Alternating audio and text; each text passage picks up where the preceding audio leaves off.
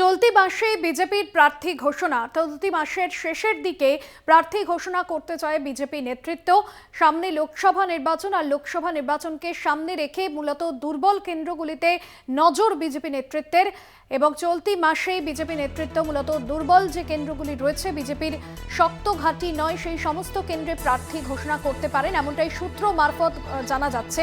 চলতি মাসে কি তবে এই প্রার্থী ঘোষণা হবে? লোকসভা ভোটের প্রথম প্রার্থী তালিকা ঘোষণা করতে পারেন, এমনটাই সূত্র মারফত জানা যাচ্ছে। এবং ফেব্রুয়ারির শেষের দিকে তালিকা দিতে পারে বিজেপি, এমনটাই সূত্র মারফত জানা যাচ্ছে। দুর্বল আসনে প্রার্থী ঘোষণা করতে পারে পদ্ম শিবির।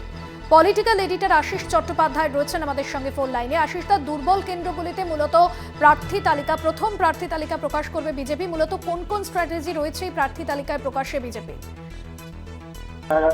দেখো, একটা কথা বিজেপি সূত্র মারফত ঘুরে বেড়াচ্ছে যে ফেব্রুয়ারির শেষ দিকে তারা কিছু কেন্দ্রে প্রার্থী ঘোষণা করতে পারে।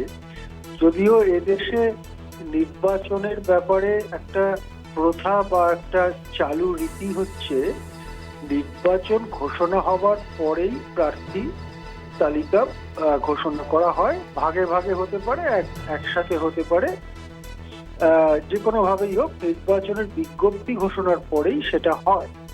এখন ফেব্রুয়ারি মাসের শেষ দিকে বিজ্ঞপ্তি ঘোষণা হবে বলে মনে হচ্ছে না। মনে করা হচ্ছে যে মার্চের দ্বিতীয় সপ্তাহ নাগাদ বিজ্ঞপ্তি ঘোষণা হতে পারে।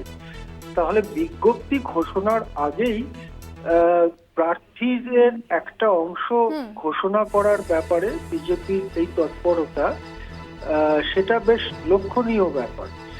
একটা যুক্তি দেওয়া হচ্ছে যে কয়েকটি রাজ্য বিধানসভা নির্বাচনের ক্ষেত্রে তারা আগে প্রার্থী ঘোষণা করে লাভ পেয়েছিল, সেই মডেলটা তারা অনুসরণ করতে চায়। কিন্তু একটা বাধা হচ্ছে যে তাদের যে জোট তৈরি করা, অর্থাৎ এনডিএতে আরো নতুন নতুন অংশীদার আসবে বলে কথা চলছে। যেমন নীতিশ কুমার সম্প্রতি গিয়েছেন, আরএলডি এনডিএতে যোগ দেবে বলে মনে করা হচ্ছে। আকালি দল কি করে সেটা দেখার আছে পাঞ্জাবে। এই জোট তৈরি করার প্রক্রিয়াটা শেষ করার আগে আবার প্রার্থী ঘোষণা করে দেওয়াটা অসুবিধাজনক।